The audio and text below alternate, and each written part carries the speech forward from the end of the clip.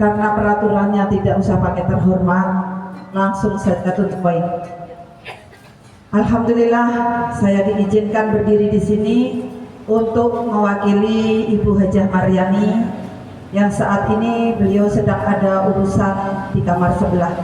Kita doakan mudah-mudahan urusan beliau cepat selesai, nanti bisa ikut terus bergabung dengan kita.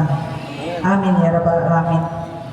Berdirinya saya di sini, saya akan mengisahkan dengan judul Kisah Sebatang Pohon. Karena ini udah mulai ngantuk, jadinya saya mau bercerita. Kisah sebatang pohon. Muslimat di sini saya gambarkan sebatang pohon, di mana saat pembentukan muslimat, saat penanaman pohon, tentunya harus mencari bibit, yaitu kerja kerasnya Bapak Ketua saat ingin mendirikan muslimat. Beliau mencari bibit. Alhamdulillah saya terpilih sebagai bibit yang beliau tanam di dalam muslimat ini bersama Bu Haji Maryani. Dilantik dengan saya tidak tahu apa itu NU. Akhirnya dengan pertumbuhannya saya harus berpikir, dikasih tugas memegang, membesarkan muslimat NU Limus Nunggal ini, saya harus berbuat apa? Tahun pertama, pohon ditanam, dilantik tanggal 29 Januari, 4 tahun sebelum ini. 2 orang ditanam dengan tidak tahu cara bekerjanya, tidak tahu mau berbuat apa.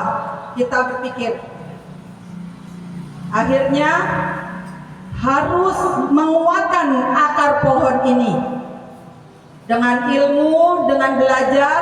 Saya berdua, kalau Ibu Ketua udah dari sananya keturunan dari Nahdlatul Ulama, tapi pribadi saya dibesarkan di lingkungan Muhammadiyah, sekolah 6 tahun Muhammadiyah, dikasih tugas sama Pak Ketua untuk membesarkan NU untuk membesarkan muslimat di Nahdlatul Ulama. Saya harus berpikir bagaimana caranya. Saya kuatkan akar dengan ilmu saya. Akhirnya pohon itu mulai tumbuh. Di saat pohon itu tumbuh, harus ada perawatan. Saya rawat, saya siram. Bagaimana ini dahan bisa berkembang. Dari dahan-dahan yang mulai berkembang, dari majelis taklim saya mencari anggota, di mana saya meyakinkan bahwa dibentuknya ranting muslimat NU ini akan membawa manfaat untuk Desa Limus Nunggal. Saya minta perwakilan setiap majelis taklim 5 orang, tapi setiap tanya paling hadir 2 orang, 1 orang, 3 orang, tidak sesuai dengan yang saya inginkan. Tahun berikutnya, pertumbuhan di tahun ketiga, pohon mulai bercabang, pohon daun mulai banyak. Saya harus merawat supaya daun itu makin tinggi, pucuknya semakin tinggi. Disitulah mulai banyak serangan-serangan hama. Di situ mulai daun ada yang berguguran, ada daun yang bolong tapi masih menempel, ada daun yang robek tapi masih menempel. Saya harus cari tahu hama apa ini yang memakan daun-daun saya. Akhirnya saya suka merenung, menyelidiki, tahu bisa saya atasi. Untuk tahun berikutnya, tahun yang keempat ini, tahun berat bagi saya dan suami saya, khususnya keluarga saya. Di saat saya membesarkan pucuk daun supaya tinggi, ujian dari luar, dari akar, dari batang, sudah saya lampaui. Serangan dari luar sudah saya alami. Bahkan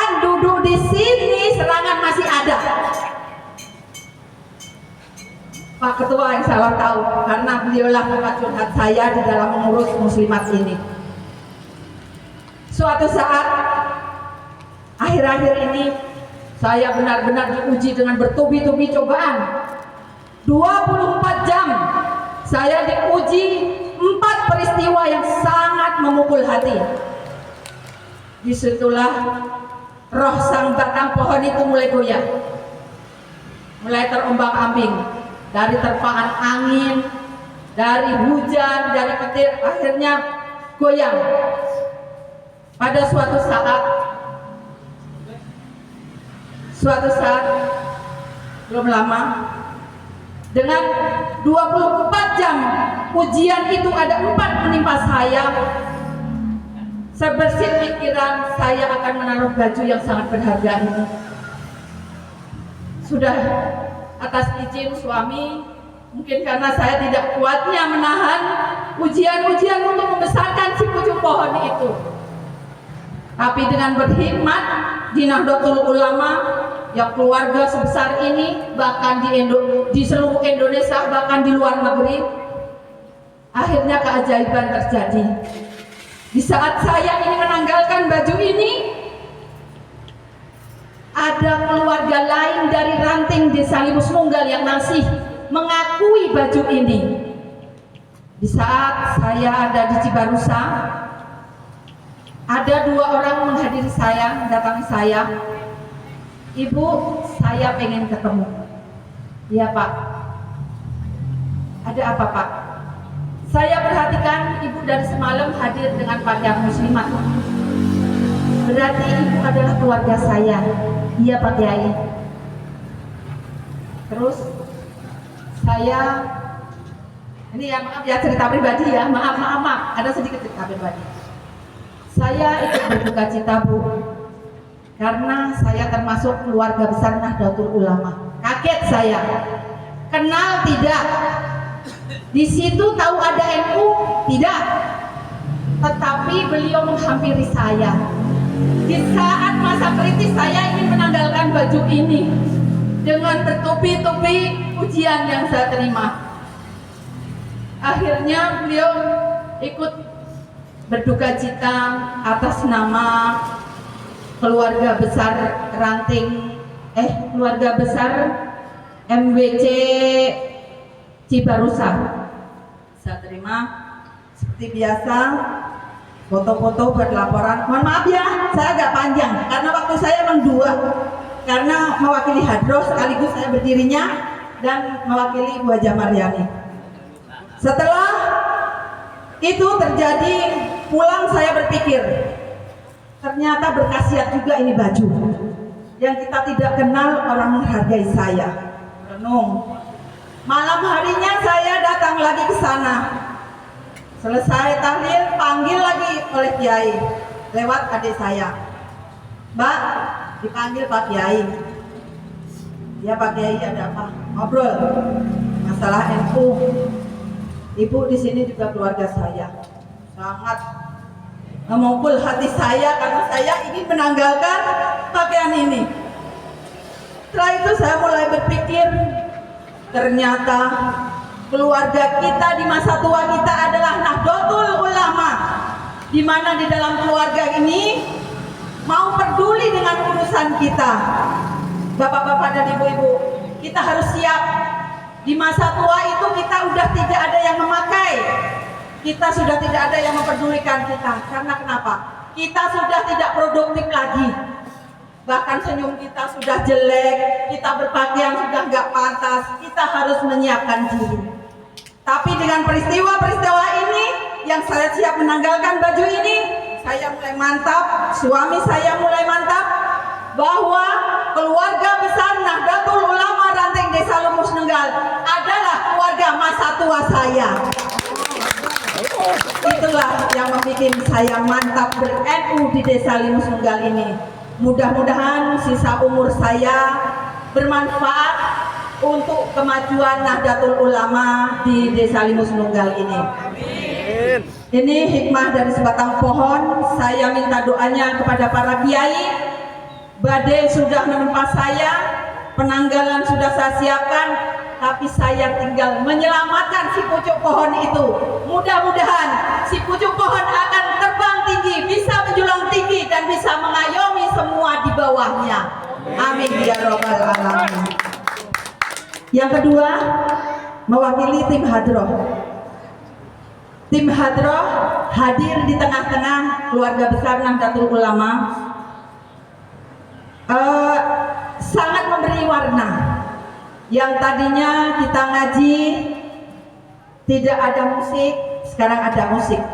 Yang tadinya kita jalal waton kurang bersemangat, sekarang mulai bersemangat dengan diiringi musik. Tak luput dari jatuh bangunnya terbentuknya hadroh ini. Tahun pertama mengumpulkan dana bagaimana muslimat NU Limus Nunggal ini bisa mempunyai alat hadroh. Tahun berikutnya bagaimana menjadi tim hadroh yang solid. 12 tim hadroh hadir mendaftarkan diri masuk tim. 3 kali latihan, 5 hadir, 4 hilang. 5 kali latihan, 2 hadir, kagak bunyi-bunyi. Jatuh lagi. Akhirnya itu hadroh nganggur. Suatu saat di dalam hadroh ini ada amanah dari orang-orang yang menitipkan sedikit rezekinya supaya bermanfaat.